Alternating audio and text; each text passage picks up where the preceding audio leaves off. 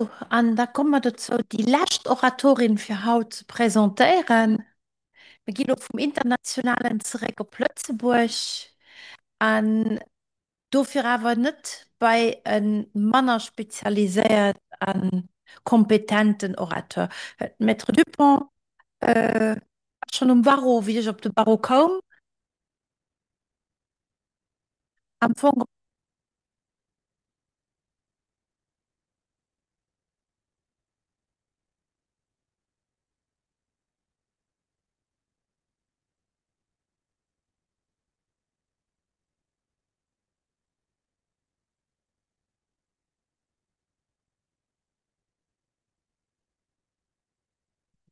Voilà. So, ich habe eine Referenz am Familienrecht. Ich meine, so 2 Jahre Barreau-Erfahrung, 4 Jahre, das heißt, ich komme, weil sie für mich schon ein Ural auf der Kutin. Und es freut mich dafür, hier zu gehen. Sie hat ein großes Panoply von Möglichkeiten, über die sie mit dir schwätzen kann. Und sie hat gewählt, etwas uns schwätzen, was heute nach gar nicht geschwätzt wird, nämlich die finanzielle Situation der Kinder.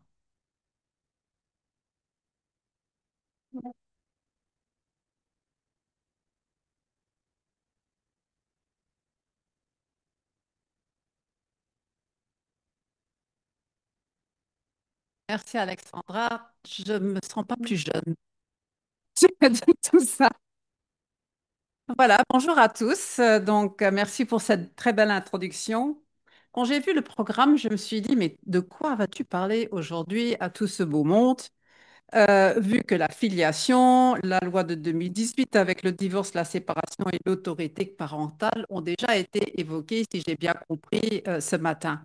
Et que dire après cette excellente, extraordinaire présentation que nous venons d'avoir sur l'intérêt de l'enfant? Et là, je ne peux que partager, il nous faut des directives, il nous faut des guidelines sur l'intérêt de l'enfant, sur la définition.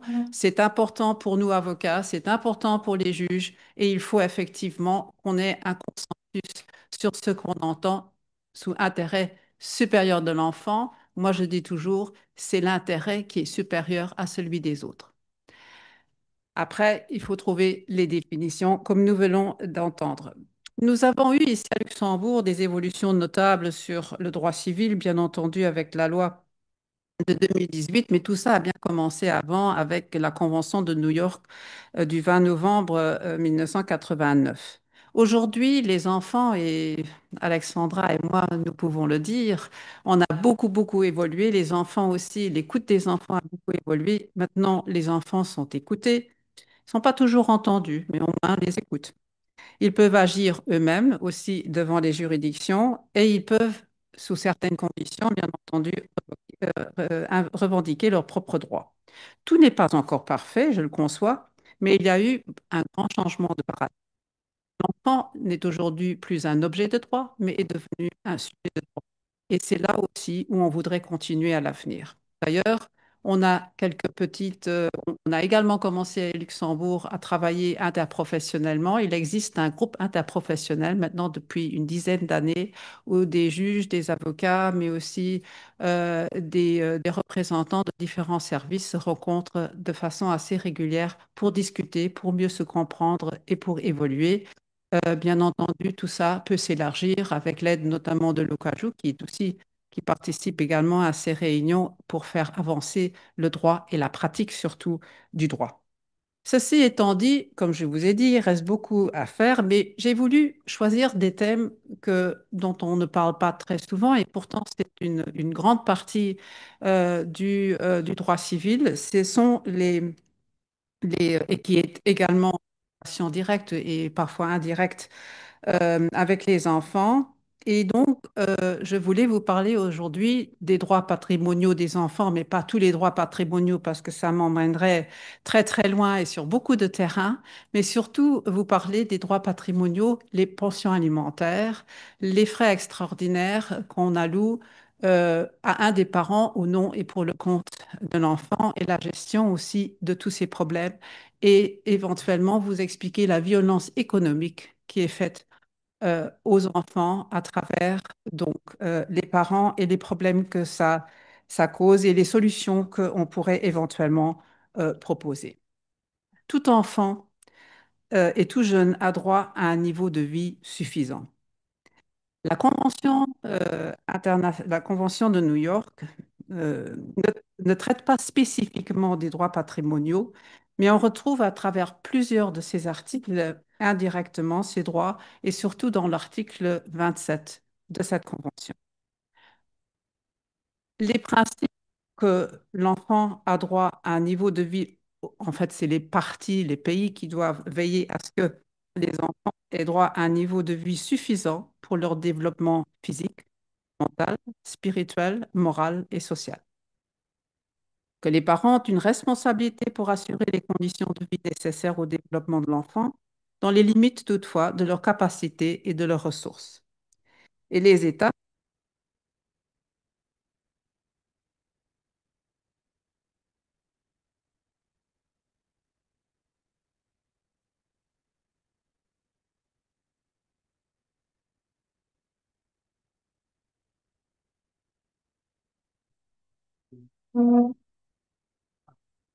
Oui.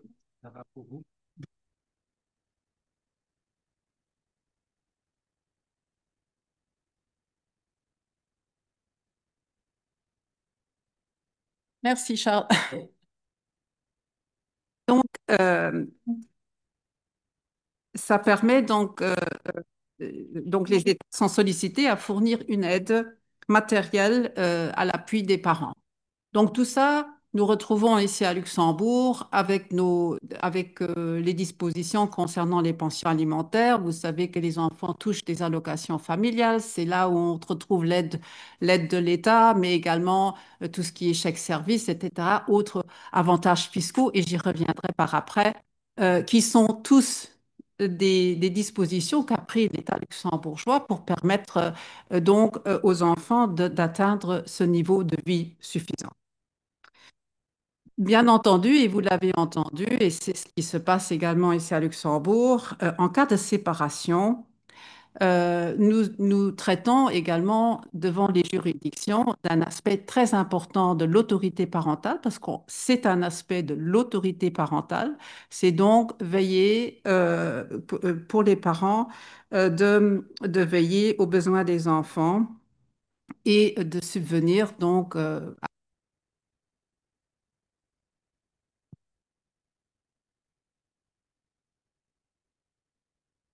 oui, oui.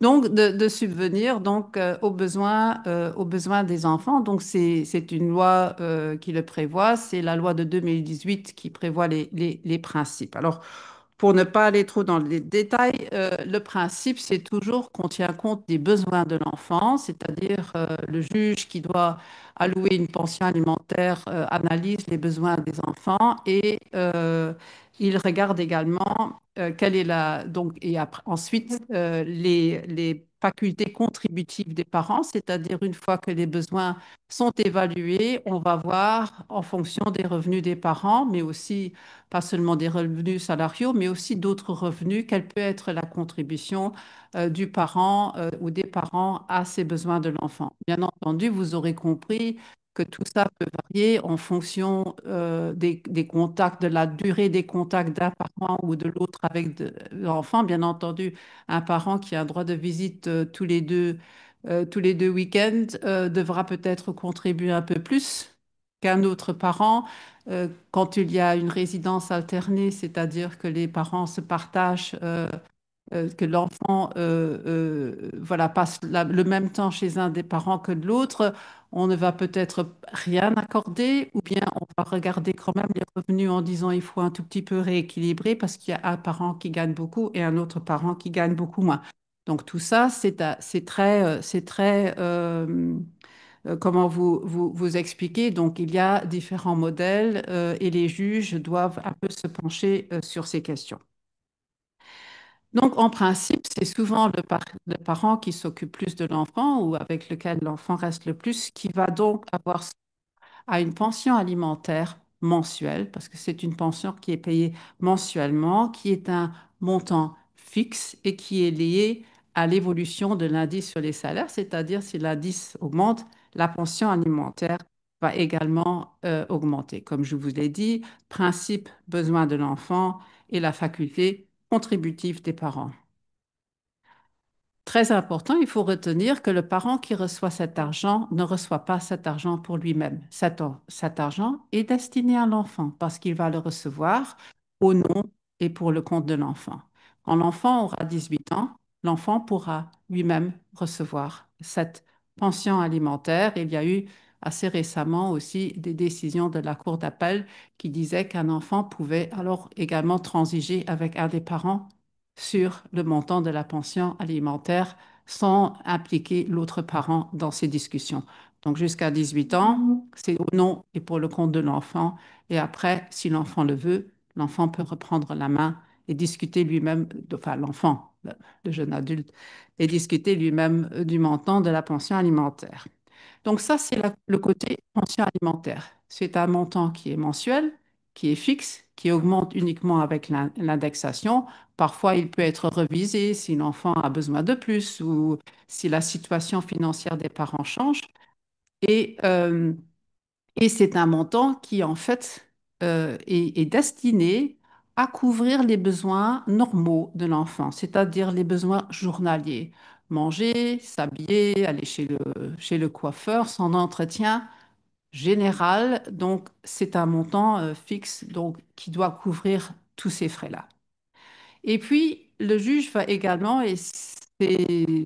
c'était quelque chose que nous ne connaissions pas encore il y a 20 ans ou il y a 15 ans ou même 10 ans, le juge peut également décider de frais extraordinaires.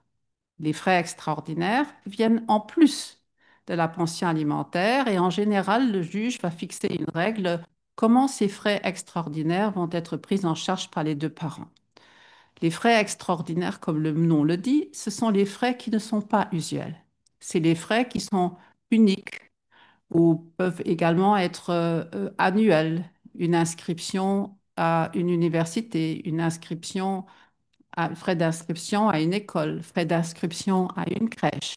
Ça peut également, et malheureusement, être l'inscription à une activité. Il s'agit des frais médicaux qui ne sont pas remboursés.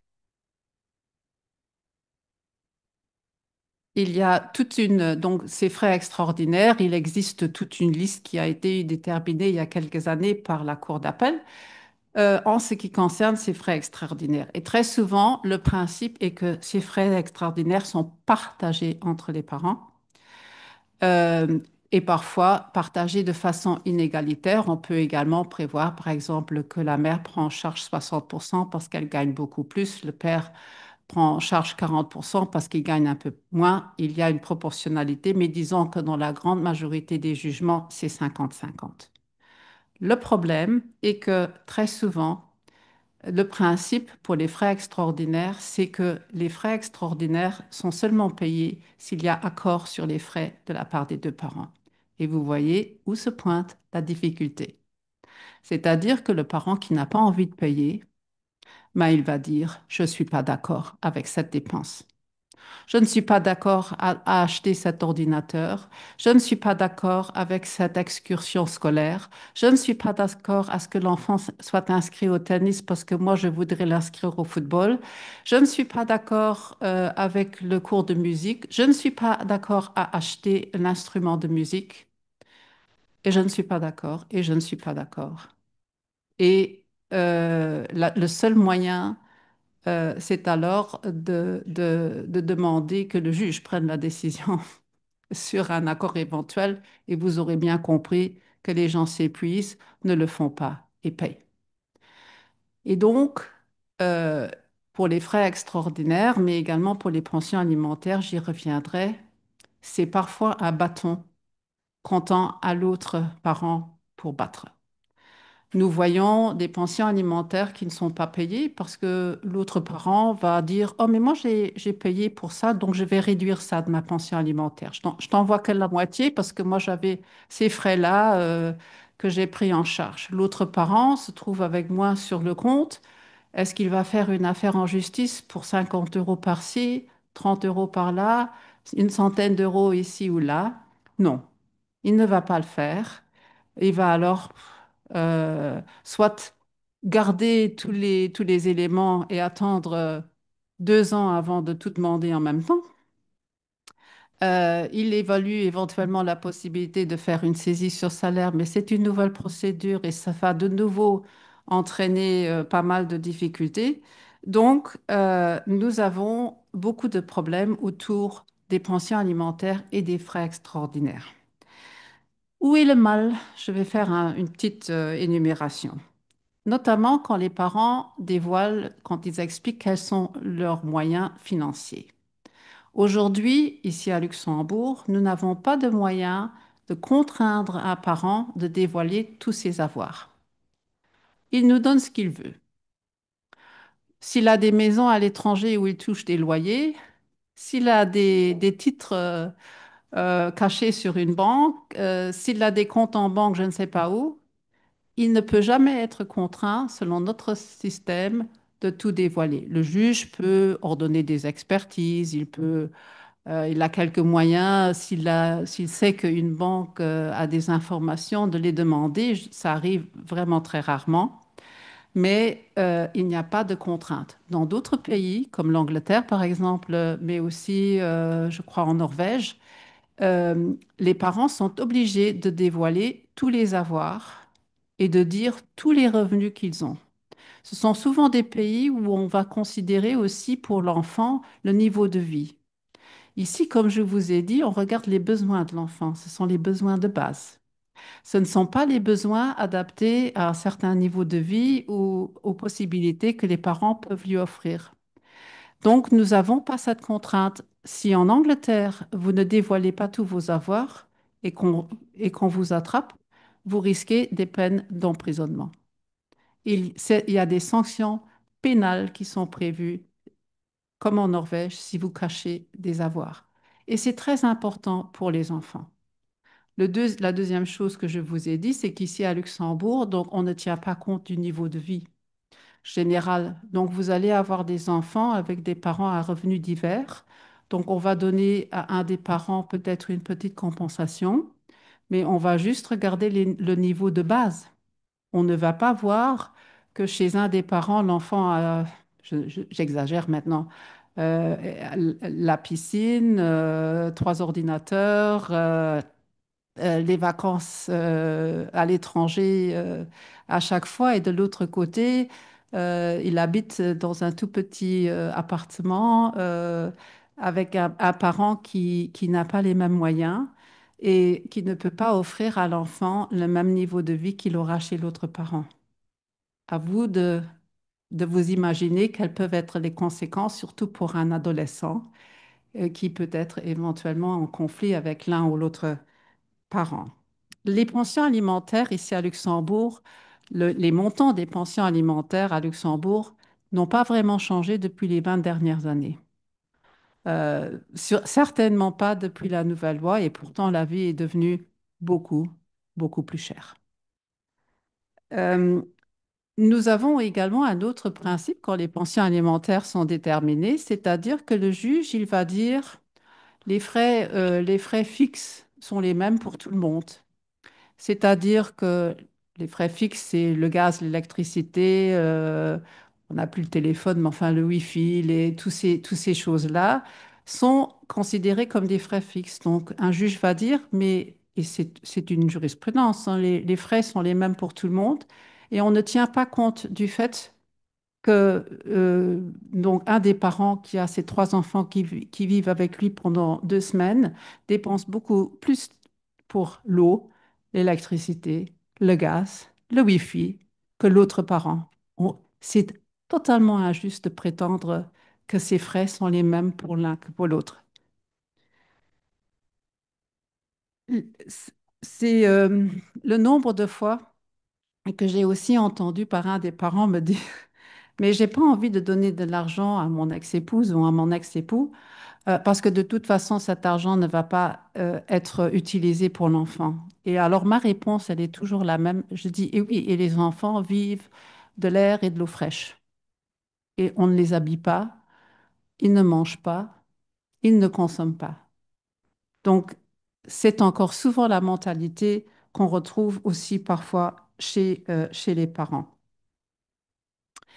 La difficulté, donc, ce qui se passe alors pour les enfants et pour les parents, c'est-à-dire que dans ce système, et nous le savons parce que le, le- le prédécesseur de l'Ocajou, il y avait une fois aussi une analyse sur les raisons de la pauvreté ici à Luxembourg, et nous savons qu'une raison de la pauvreté, c'est la séparation des parents.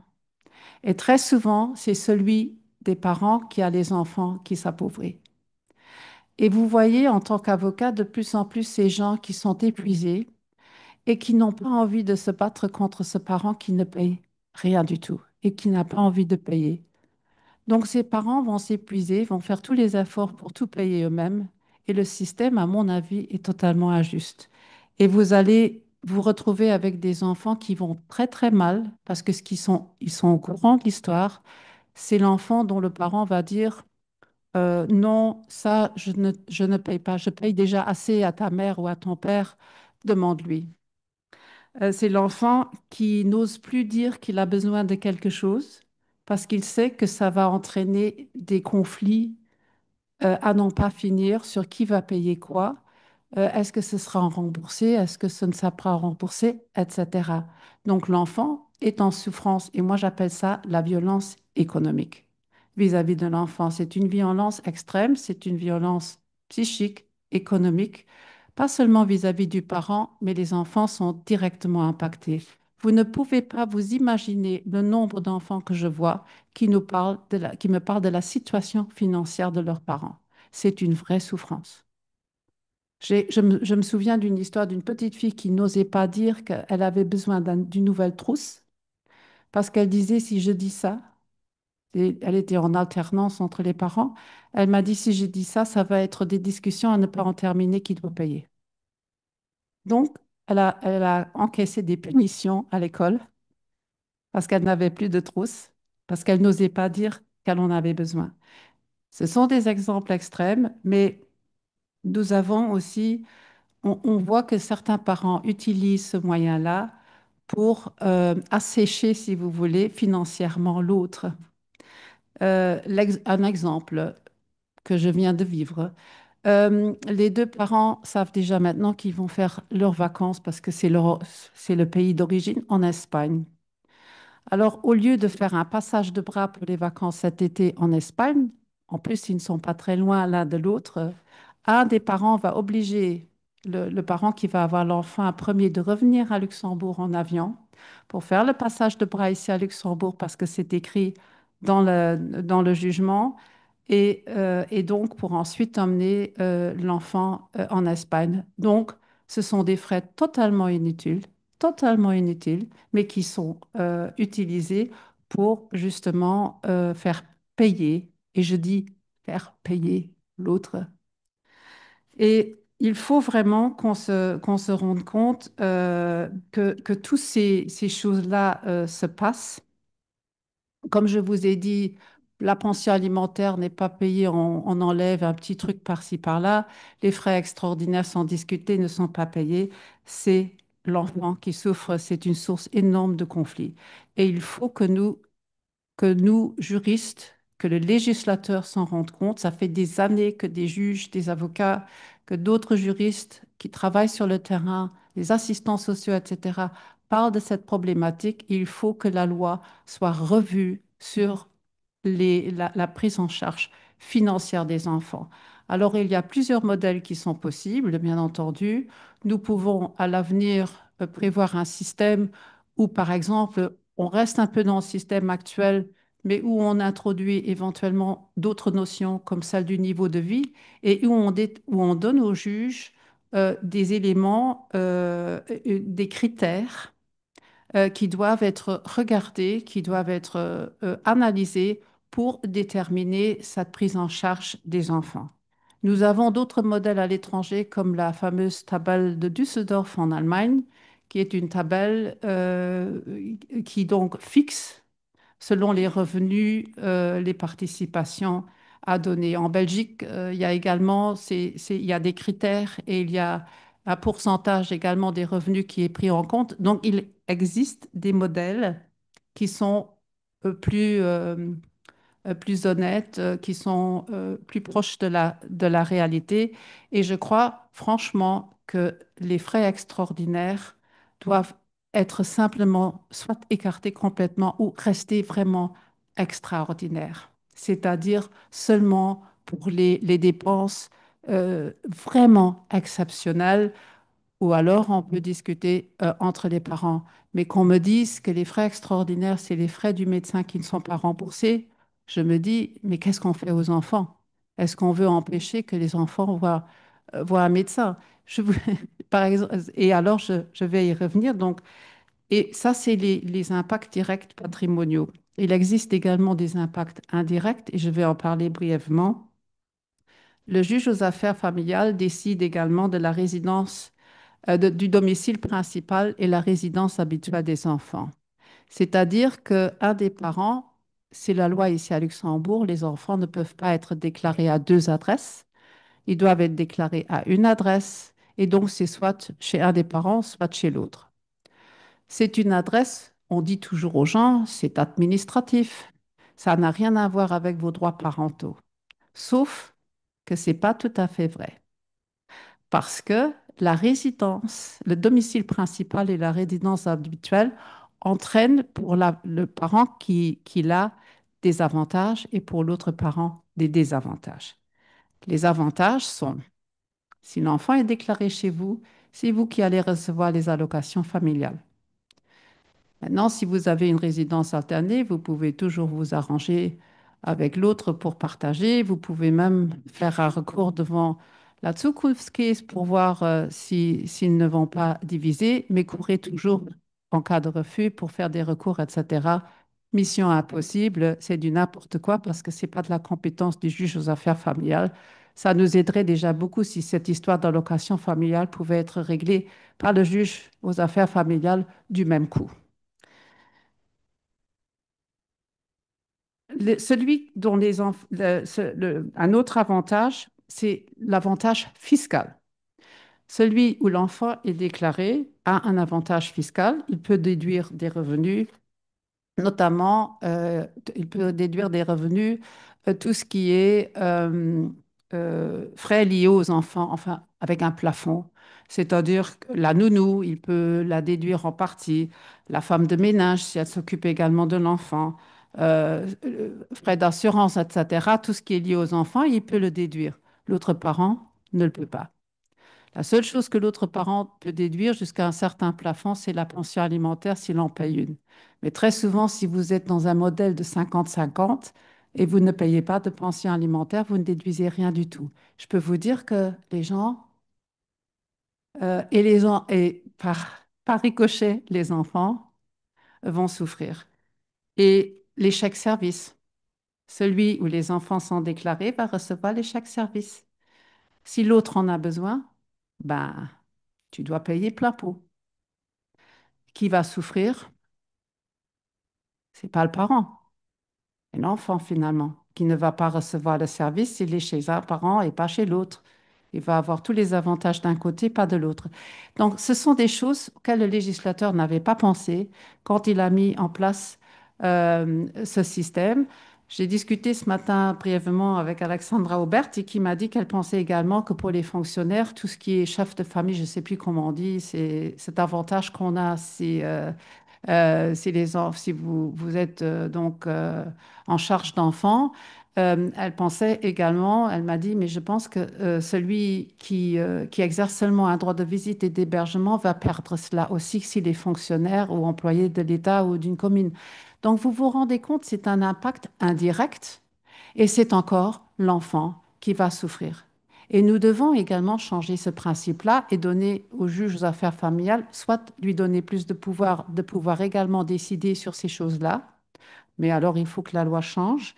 Je pense que ce serait probablement une bonne chose, sauf on prend une autre route, un peu comme l'a prise la France et d'autres pays où les enfants peuvent avoir deux adresses. Donc, légalement, ils ont deux adresses, même s'il y a une adresse où tout ce qui est administratif est plutôt envoyé, c'est-à-dire il y aura un parent récipient pour tout ce qui est document officiel, mais finalement, les deux parents vont pouvoir profiter du fait qui sont parents et qui s'occupent de leurs enfants. Donc, il faut vraiment qu'on évolue sur ces choses-là. C'est extrêmement, extrêmement important parce que, comme je vous ai dit, certains parents utilisent tout ça comme des bâtons pour battre l'autre. Ici à Luxembourg, avec le prix des loyers, avec tout ce qui coûte tellement cher, euh, c'est vraiment un grand problème et nous voyons des parents se battre pour le domicile principal et la résidence habituelle, non pas parce ils ont conscience de ces avantages et qu'ils veulent absolument obtenir ces avantages. Euh, et donc, au lieu de s'arranger, au lieu de trouver des accords, on se bat parce que financièrement, il y a tout comme on dit au Luxembourg, le Rattenschwanz, la queue de rat qui suit derrière et les casseroles en plus. Et la même chose pour les pensions alimentaires. J'ai parfois l'impression dans certains dossiers qu'il y a des parents qui vont demander une résidence alternée, même s'ils n'en ont pas physiquement et psychiquement parfois les moyens, simplement pour éviter de devoir payer une pension alimentaire à l'autre parent, alors que ça va gréver dans leur esprit leur, leur budget. euh, et ce sont souvent ces mêmes parents dans la résidence alternée quand l'enfant dit, mais j'ai besoin de ci, j'ai besoin de cela, tu demanderas ça la semaine prochaine à ta mère ou à ton père, c'est lui qui doit payer. Voilà, c'est tout ça, c'est une grande violence vis-à-vis des enfants et je pense que nous devons évoluer sur ce point-là. Il faudrait qu'on soit tous unis pour demander au gouvernement, aux législateurs de demander des changements. Je vais clôturer ce petit point-là simplement sur une notion. J'ai parlé d'une toute petite notion du droit patrimonial, des droits patrimoniaux des enfants. Comme je vous ai dit, c'est pas, le parent ne reçoit pas cet argent pour lui-même, pas ses avantages pour lui-même, mais au nom et pour le compte des enfants. Et là, nous devons réfléchir à ce que nous voulons pour nos enfants. Il y a bien entendu d'autres droits patrimoniaux des enfants. Nous avons les orphelins, les demi-orphelins qui héritent de parents avec toutes les mesures qu'il y a autour. Là, je ne vais pas rentrer dans le détail, mais j'ai juste une idée à donner. C'est que dans toutes ces procédures, aujourd'hui, l'enfant, les biens des enfants sont assez bien protégés. Le parent ne peut pas disposer, ne peut pas vendre, par exemple, une maison sans l'accord du juge. Voilà, il y a plein de mesures qui sont prévues, mais nous n'avons pas prévu d'inclure l'enfant dans ces décisions et de faire comprendre aux enfants ces décisions. Donc, ce n'est pas vraiment la child-friendly justice sur ce point-là. Ce sont quand même les avoirs des enfants, même s'ils ne peuvent pas en disposer, même s'ils sont encore jeunes, des enfants, à mon avis, qui peuvent déjà comprendre, qui ont le discernement nécessaire. On peut quand même leur demander quelle est leur opinion ou leur expliquer pourquoi une telle décision ou une telle décision va être prise par le juge. Je vous donne un exemple. J'ai une fois défendu de petites filles dont la mère était décédée dans des circonstances vraiment tragiques. Et la dernière chose qui rattachait à leur mère, c'était la maison dans laquelle ils avaient vécu. Et en fait, ces petites filles voulaient garder cette maison pratiquement intacte comme le jour où la mère était décédée. Donc, ils avaient exprimé qu'ils ne voulaient pas que ce soit vendu, ils ne voulaient pas louer. Voilà, il y avait toute une histoire autour. Et, euh, et donc, mais le tuteur qui était le grand-père, il n'avait pas les moyens, il fallait au moins louer la maison pour qu'il y ait des revenus. Et toute la procédure s'est faite sans les enfants. Et c'était, bon, j'étais l'avocate des enfants, donc c'était mon travail à l'époque d'expliquer à ces enfants pourquoi, le comment. Mais elles ont vraiment souffert de n'avoir pas été inclus dans cette décision. Voilà. J'ai un dernier point, si je peux, Charles. J'ai le temps. Voilà. Et je pars un peu du coq à l'âne et je rattache un peu à ce qu'on a entendu auparavant. J'avais juste encore un petit point qui n'a rien à voir avec la situation patrimoniale des enfants, mais je voulais un peu parler des rapports et des expertises que nous trouvons dans les dossiers auprès des juges aux affaires familiales, mais aussi d'autres dossiers comme les juges de la jeunesse. Les juges aux affaires familiales, les juges de la jeunesse et parfois aussi d'autres juges demandent des avis, des rapports. Ça peut être au SCAS, qui est donc rattaché au parquet général, le service central d'assistance sociale, mais aussi à d'autres services qui sont peut-être déjà dans le dossier, qui ont été ou qui vont être nommés, euh, non, de s'exprimer sur la situation d'un enfant. Ça peut être dans une situation de séparation, mais ça peut aussi être dans une situation de placement ou une autre situation. Donc, on demande des avis, des rapports. Tout comme il arrive également à des juges de nommer des experts. Et les experts sont souvent nommés pour donner un avis professionnel sur la situation d'un enfant et très souvent on leur demande aussi de donner un avis sur les mesures qui seront à prendre pour aider cet enfant et pour avancer dans l'histoire de cet enfant, pour l'aider, etc.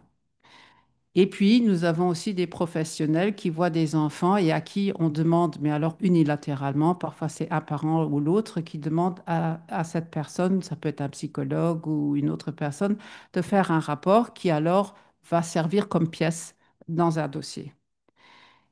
Et moi, j'ai réalisé, donc, mais c'est pas que moi qui le réalise, mais beaucoup d'avocats un peu se plaignent parce qu'on a l'impression que souvent ces professionnels ne se rendent pas compte et ne sont pas conscients de l'importance de ces rapports et de l'impact que leur opinion professionnelle peut avoir dans un dossier.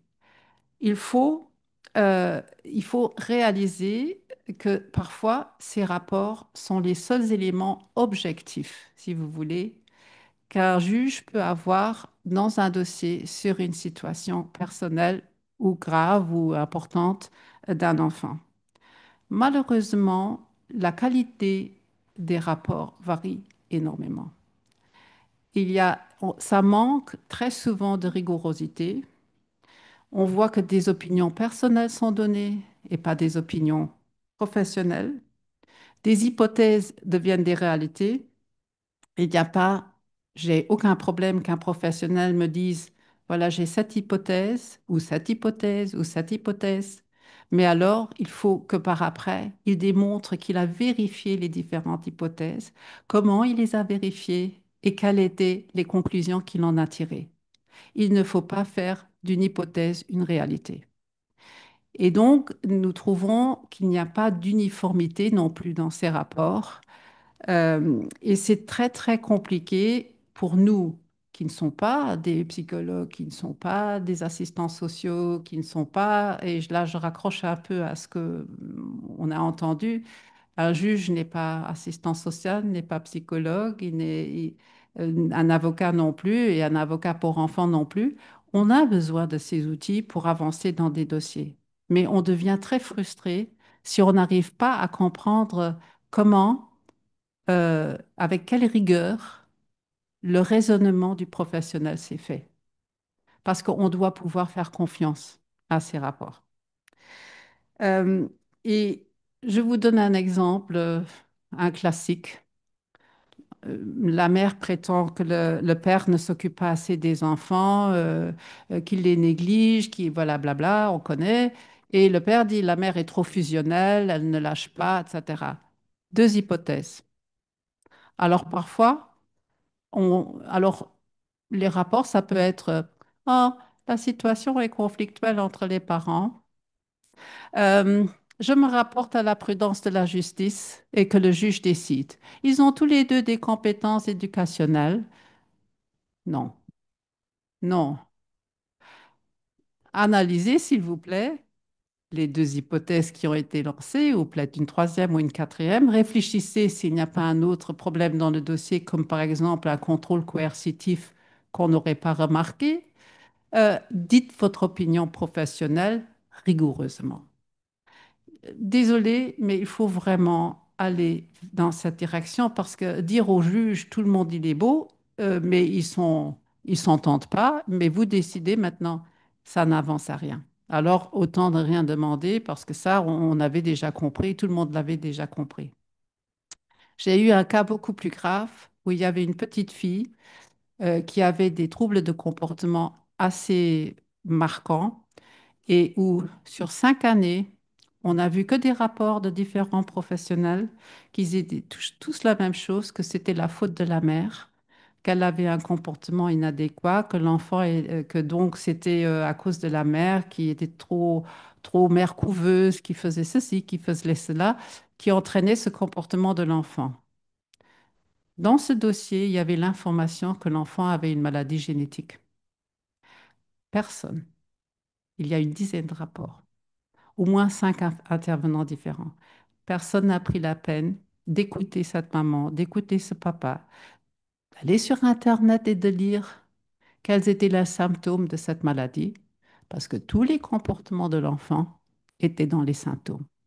Ça, c'est de la grave négligence professionnelle. Et pourquoi? Et ça, on le voit souvent.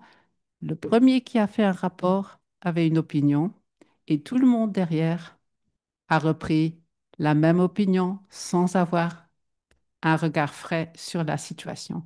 Et c'est le danger ici à Luxembourg. On est tout petit, tout le monde connaît tout le monde.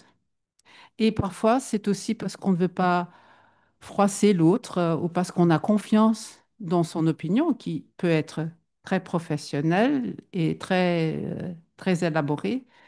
Mais même si vous venez derrière quelqu'un, ayez un regard euh, frais. Pour les expertises, malheureusement, ici à Luxembourg, nous n'avons pas de protocole, nous n'avons pas de formation spécifique pour les experts. Il est assez facile de devenir un expert sans avoir de formation en relation donc avec comment on fait des expertises. Euh, on trouve des expertises, on voit des expertises où on ne cite ni de doctrine, ni de recherche clinique, où il y a les principes les plus connus qui sont totalement ignorés. Euh, il n'y a pas de liste d'experts spécifiques dans le domaine de l'enfance. Et surtout aussi pour les experts, il n'y a pas d'indemnisation correcte. Parce que si vous voulez avoir de bons experts, il faut également les payer. Donc là également, à l'avenir, il faudra peut-être, et j'invite un peu Charles à y réfléchir, de faire un colloque rien que sur les rapports et les expertises, euh, de penser à former les gens, soulever l'importance de ces actes et responsabiliser, réfléchir sur le sujet, il faut qu'on établisse des guidelines des formations et pour les experts, il faut que ça se professionnalise avec des formations, avec un bon financement, on doit devenir exigeant vis-à-vis des experts et avoir une liste fiable. Donc, j'ai fait un peu de tour de mes points qui, voilà, n'étaient pas tout à fait reliés, mais je voulais vous parler donc de certains aspects que vous ne connaissiez peut-être pas encore concernant les droits des enfants et tout ça, bien entendu, parce qu'on veut les protéger, avoir de bons professionnels et avoir des enfants en bonne santé, des enfants qui évoluent bien et qui financièrement ne souffrent pas.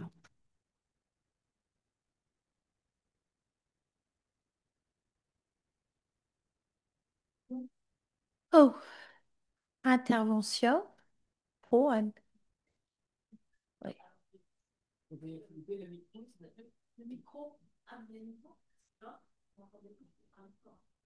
Vous m'entendez là? C'est bon. Oui, je vais apporter un petit témoignage, ça va faire plaisir à Madame Huberti, et puis une remarque sur les rapports de SCAS. Madame Huberti, elle a eu l'intelligence, quand elle présidait les audiences pour le divorce, de m'accorder enfin, de rendre un jugement pour lequel j'étais avocat pour une des parties. Il y avait une fratrie, et donc concernant le domicile et la résidence, elle a eu l'intelligence de dire deux enfants avec le père, dommage ils n'étaient pas quatre, deux enfants chez un parent, un autre chez l'autre parent. Et c'était réglé, tout le monde était content. Un parent a eu l'allocation familiale d'un enfant, l'autre il a eu deux. Ça aurait été bien s'ils étaient quatre enfants. Donc franchement, elle l'a S'agissait fait. effectivement d'une résidence alternée. Donc, quand il y a plus qu'un enfant, on peut faire ce genre de choses et de partager les domiciles C'est et ça. tout le monde a des avantages. Mais malheureusement, il y a des familles qui n'ont qu'un enfant. Oui. Alors, c'est ça, ben justement. Oui, et je vous dis, et puis la discussion commence, hein. Ouais, Qui prend celui qui a 8 ans et l'autre 12 ans?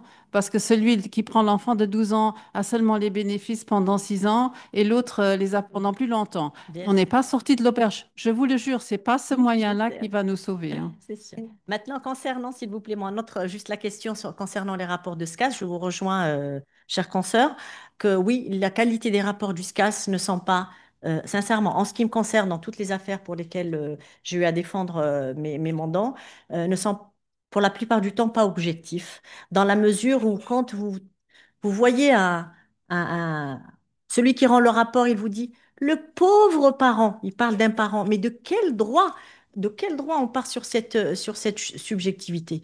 Bon, bref, donc certes, les rapports de SCAS jusqu'à présent, et vous avez raison, il faut peut-être changer les choses, ils induisent le juge aux affaires familiales en erreur.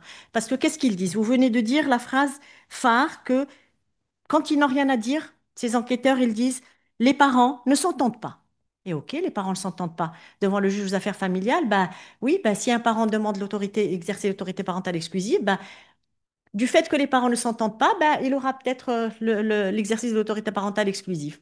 Donc ça, c'est quand même très ennuyeux pour des jugements rendus au détriment de l'un ou de l'autre. Et donc, dans ce cas, j'ai assisté à pas mal de tables rondes concernant les enfants, et on s'est dit, pourquoi pas dans l'avenir ne pas réunir tous les acteurs qui ont été acteurs dans cette affaire, et en fonction de ce qu'ils disent, de ce qu'ils rendent donc autour de cette table, le juge prendra sa décision en fonction de ce qu'il entendra et recueillera de toutes les parties. Ça serait quand même peut-être une bonne solution pour ne pas se fier juste au rapport du SCAS ou au rapport de l'avocat pour enfants ou que sais-je, un autre rapport. Donc ça serait peut-être une solution d'avenir et je pense que la plupart de mes confrères et consoeurs et puis tous ceux qui sont ici verront ça peut-être d'un bon œil. Oui, moi, je voulais Merci. juste ajouter, moi, j'ai pas dit que les rapports du SCAS étaient tous mauvais. Non, Ne c'est me comprenez pas mal. non. Ce que je dis surtout, mais que ce soit le SCAS ou d'autres rapports, on ne voit pas comment le cheminement de l'idée s'est fait.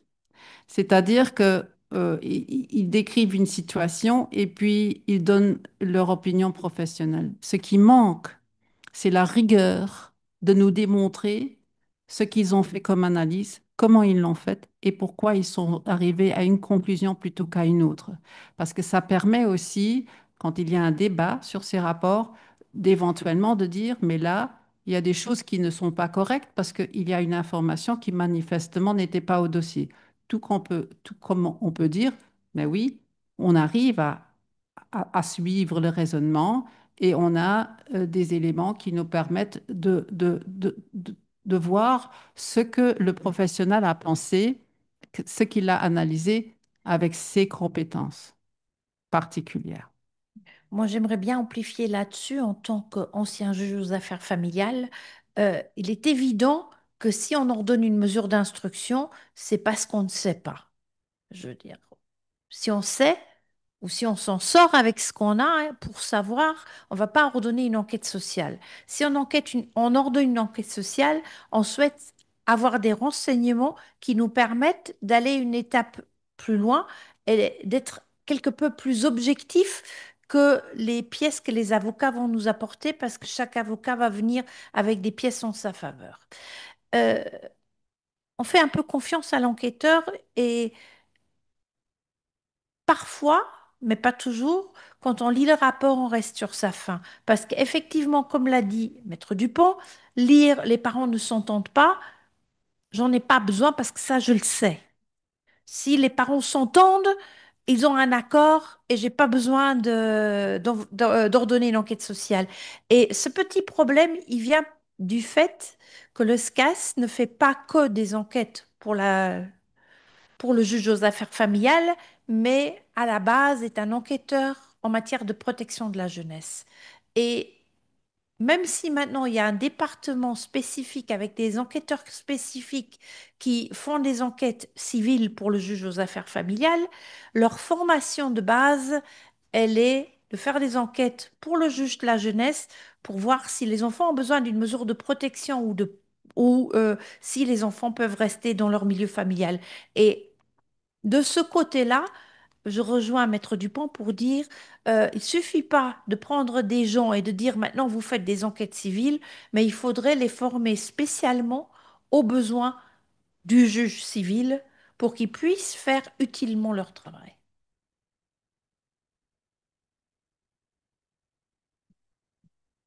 Oui. Perfekt.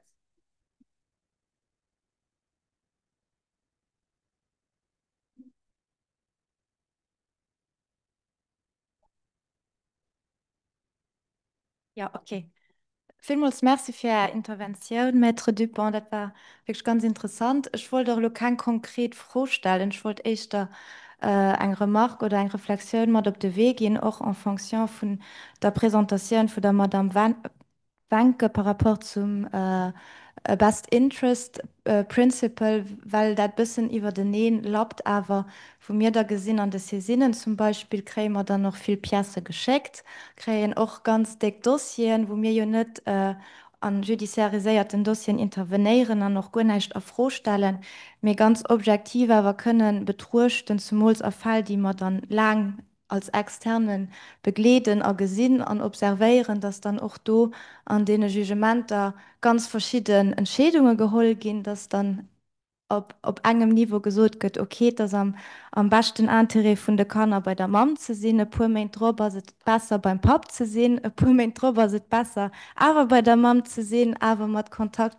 iwwer Visit enkadré am Pap an dann ass et awer besser den andere Weh zu fuhren, wohin sich dann auch vorstellt, mir wüsste ja, dass der Juge eben die Elemente an den Hand hat, die ihm präsentiert gehen, auch noch nimmer auf der Basis kann sein Jugement holen, wo eben auch darum enchaîniert mit den Expertise, mit den Enqueten, mit den Rapporten, wie eng Pièce noch immer do vier Leiien von Qualität von denen nicht ausreichend aus, für das der Juge effektiv eine Entscheidung holen kann. Da geschieht dat, dass ob lang so Majoren 7, 8, 9 Joer kann er immer hin an hier geschoben gehen, einer Decisionen getroffen gehen.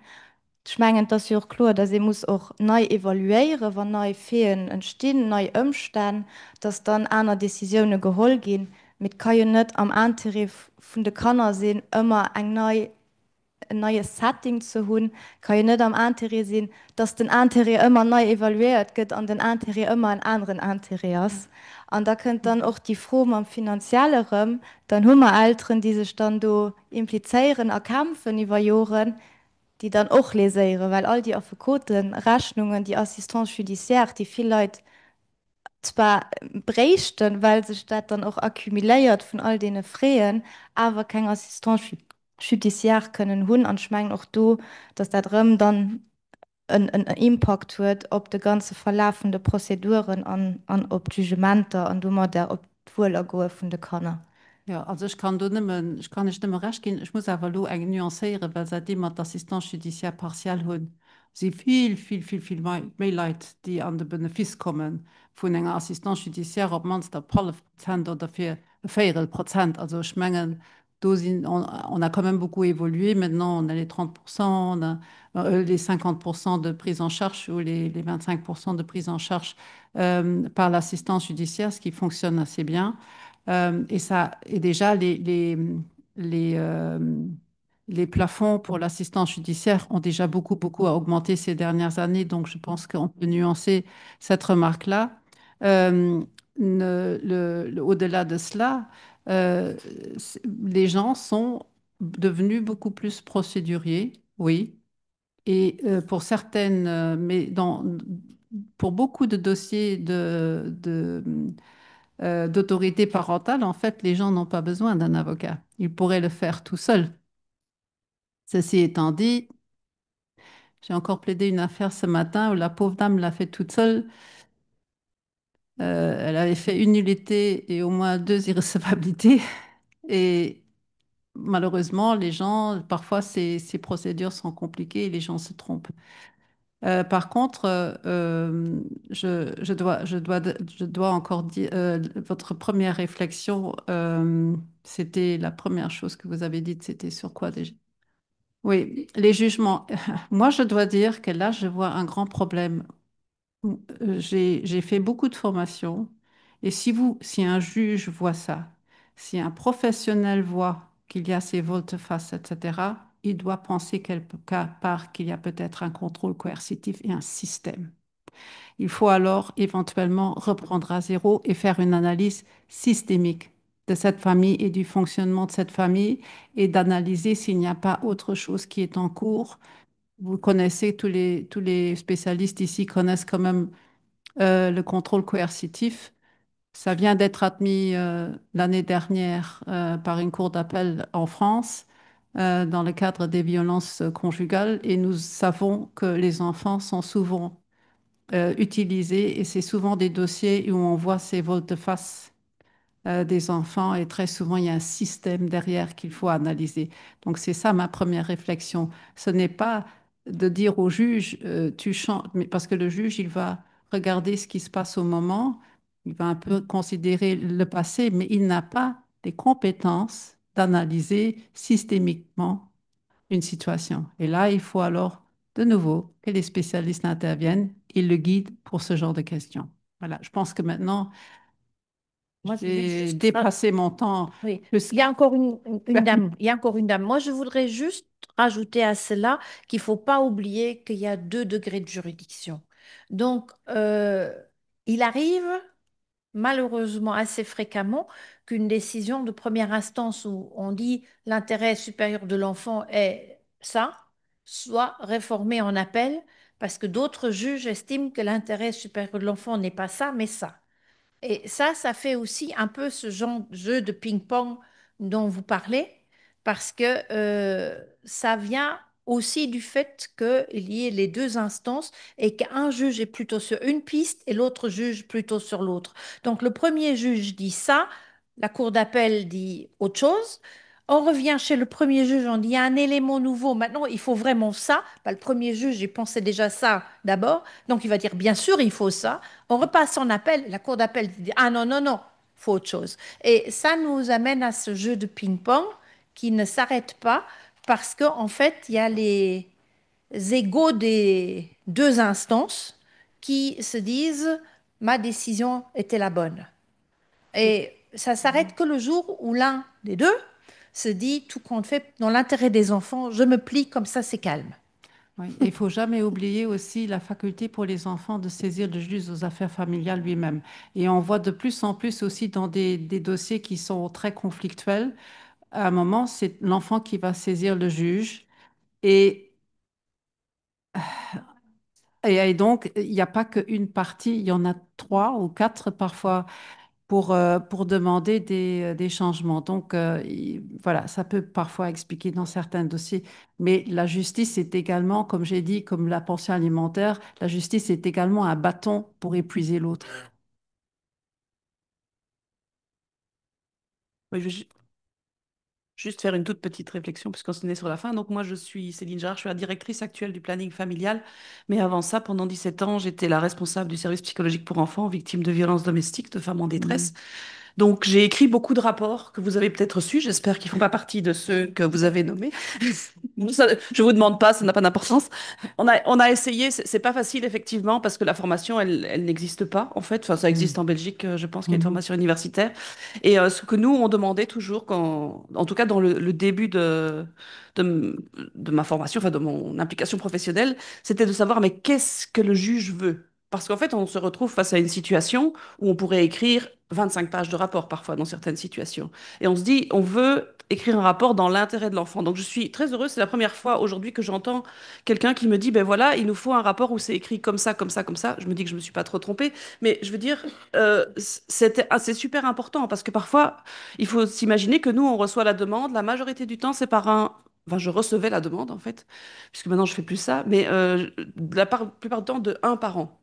Ce parent a le choix de donner mon rapport ou pas à la justice, parce que c'est lui qui le reçoit. Donc la première chose qu'on demandait, c'était que ce soit le juge qui demande ce rapport pour qu'on puisse le transmettre. Et ensuite, il y a toute l'utilisation qui est faite aussi de ces rapports, parce que moi, j'ai vu certains de mes rapports démontés par le SCAS, où ils utilisaient 2 phrases sorties du contexte dans leur propre rapport. C'était au début, hein, ça s'est un petit peu amélioré sur la fin de ma carrière là. Et donc, je trouve ça super important. J'entends qu'il y a eu des groupes d'échange. Je pense que j'ai participé une ou deux fois. J'ai été invitée, alors que on était des services qui travaillaient quand même beaucoup avec la justice. Donc, je trouve ça dommage et je trouverais ça vraiment important d'élargir vraiment aux services qui réalisent ces rapports, en fait, parce que je pense qu'on n'est pas beaucoup à vouloir bien se mouiller, parce que c'est ça, en fait, c'est aussi se mouiller là-dedans dans l'intérêt de l'enfant, en se disant bah, est-ce qu'on le fait, est-ce qu'on le fait pas. Je sais qu'au planning familial, on fait très peu de rapports de justice, mais là où j'étais, on se disait que c'était dans l'intérêt de l'enfant. Et donc, je pense que ce serait important d'impliquer tous ces acteurs-là et aussi de dire, bah, écoutez, ce que vous nous dites, ça ne nous aide pas du tout. Moi, je me souviens d'un avocat qui m'a téléphoné, qui m'a envoyé le rapport d'expert. Il m'a dit, vous pouvez m'expliquer parce que je ne comprends pas ce que ça veut dire. Et effectivement, il disait dans le rapport sur 25, je crois qu'il y avait 15 pages, que monsieur était névrotique, madame était névrotique, et que du coup, bah, ils ne pouvaient pas s'entendre et qu'ils se disputaient. Mais il y avait 20 pages. Mais je lui ai dit en 5 minutes, je lui ai dit, en fait, ce qui est écrit, c'est ça. Donc voilà, je pense que ce serait important aussi d'élargir en tout cas à tous les services. Et il faut savoir que dans ces cas-là, tous ces rapports-là sont gratuits puisque en fait, ce sont des services conventionnés, financés. Voilà, c'est évidemment le domaine spécifique de la violence domestique. On ne travaillait pas dans les situations de divorce en général. Oui, merci beaucoup. Je dois dire qu'on voit aussi des rapports d'excellente qualité, hein. Je veux simplement, mon but était de dire un peu à tout le monde, il faut qu'on ait des standards où tout le monde se retrouve, avec des règles où tout le monde se retrouve. Voilà. Merci beaucoup pour votre écoute.